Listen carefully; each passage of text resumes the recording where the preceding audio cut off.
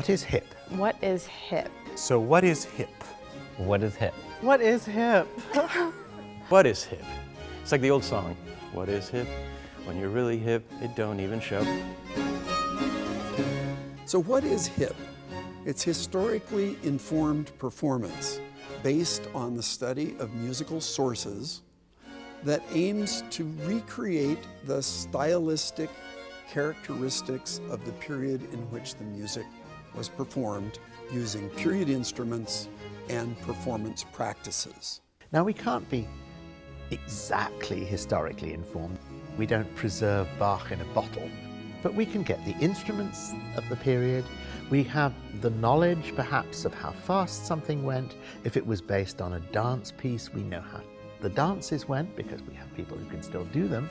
It's still performance for a modern audience. Our job is to use the knowledge we have to give the best and most lively and most moving performance we possibly can. It is essentially trying to perform music of the past in a way that we think it may have sounded like when it was new. We study why a piece was written, for whom, where it was played, and we use all of that as sort of ingredients to bake a musical cake that we think is true to the intention of the composer, time, and place that the piece was originally heard.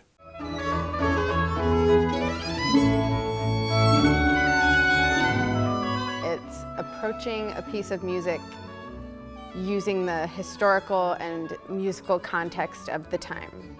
The instruments they would have used, the performance techniques they would have used.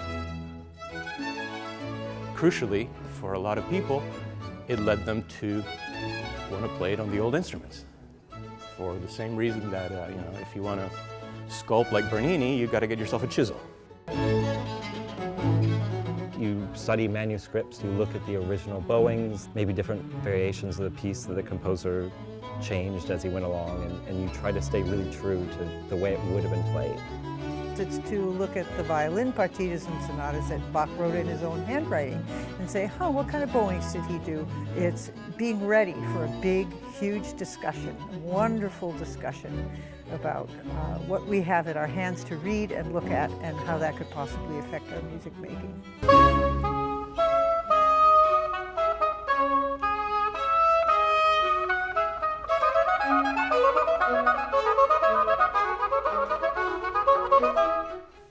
One of the things that's true about a period instrument orchestra is it's much more like a jazz band than a modern orchestra. There's an awful lot that we play that isn't written down. People are expected to improvise. The harpsichordist is expected to improvise, so is the lute player. The composers of the 18th century wrote just the bare bones of what they needed. They didn't write the dynamics necessarily, the getting louder, the getting softer. All that's stuff we just have to put in.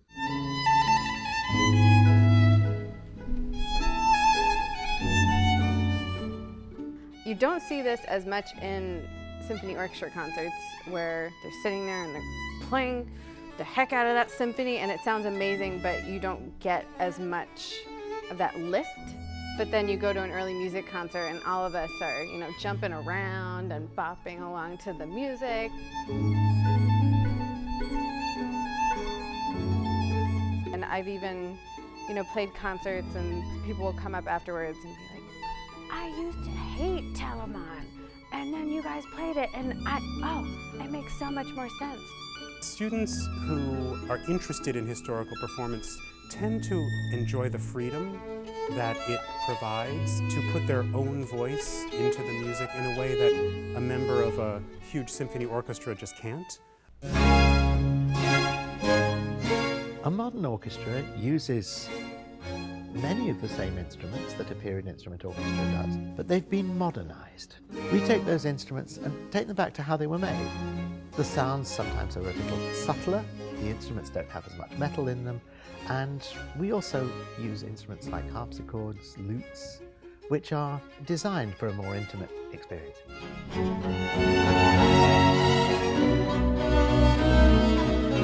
I was a conservatory student actually getting ready to do a master's degree on modern cello in Boston and heard this and knew my path. Absolutely knew my path.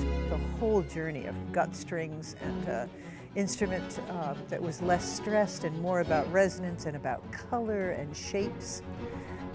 When I would play on modern cello, when I would play a Bach suite, for example, it sounded great. You know, it was a big, loud, resonant sound, but it just didn't allow you to make these kind of fine details. And a lot of the joy of playing it on Baroque cellos, you can really just very easily get a very quiet, very small, precise articulation.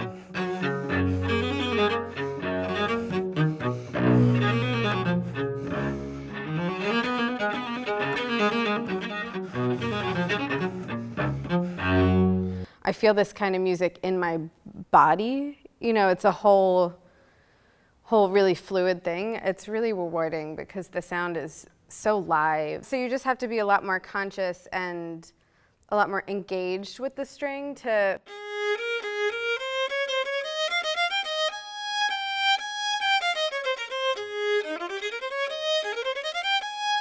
The real beauty from, I think, all of these instruments is from the vast variety in color within a single note.